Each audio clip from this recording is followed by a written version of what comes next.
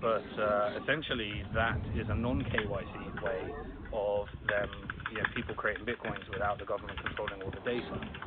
Whereas exchanges, you can implement laws and regulations as the rest of the world has, so that you can get a database of all the data of all the people using cryptocurrency through the KYC and AML policy.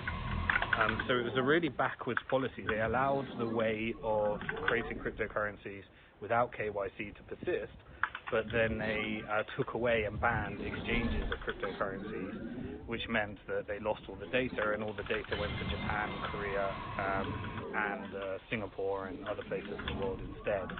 So I think they'll reverse that at some point. And so any big reactionary, what you'll notice is it creates a competitive environment whereby someone else, like Telegram, for example, who's launching their own cryptocurrency, but not operating out of the United States, could end up, creating all the data. Now, Telegram is obviously founded by Russian founders, and so the US has a choice. You could either have WeChat that has a global currency that they might roll out. You could have Alibaba. You could have Telegram, and it's a power play essentially between who is going to control the data of the cryptocurrency. Is it Russia? Is it China? Is it the US? But the US is planning an outright ban from large tech companies. They've defined large tech companies as anyone turning over 25 billion. To put that in perspective, Facebook, I believe, turns over about 55 billion. And therefore they're considering it a large tech company. So they want to know what Google's going to do. They want to know what Facebook's going to do. They want to know what the large tech companies are all going to do. Uber, I put in that category as well.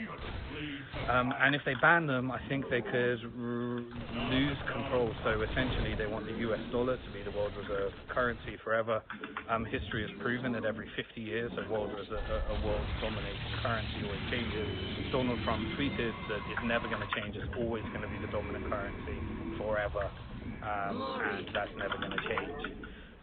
The point is that countries are now going to determine their policies, and those policies are going to determine which country actually ends up getting this world cryptocurrency that operates within a regulated environment via a centralized entity. And those centralized entities are then going to compete with Bitcoin, which is the only decentralized entity that's too big to fail in terms of the size of the hash power right now, that it would take government budget in order to 51% attack the network. And even then, practically, it's still very hard, but it would cost a fortune in order to do that. So everything's pointing towards countries deciding, I believe, that cryptocurrency policies are now going to dictate the future of politics, who gets elected, which countries are going to be the next world powers. And I personally believe that we're at the end of that 50-year cycle, and at some point I still think the dollar is the most useful fiat currency in the world, but at some point I think we're going to see a shift in power as a result of these currency wars.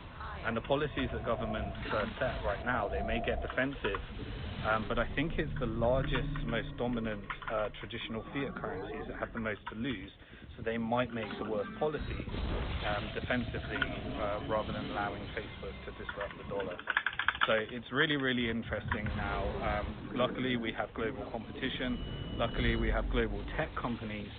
So this drives the policy, and as I said, Bitcoin has become this force that's regulating the regulator, giving people an exit from whatever the policy happens, and I think that the market has overreacted as we've had a bit of a, short-term crash. It doesn't really matter in Bitcoin, happens all the time, but I think the market's interpreting it incorrectly based upon the news that what the impact that this actually has if you follow the money and walk through what's coming next. So that's my quick update. US are going to decide next week what they're going to do, whether they're going to ban, whether they're going to allow Facebook to create their cryptocurrency or not.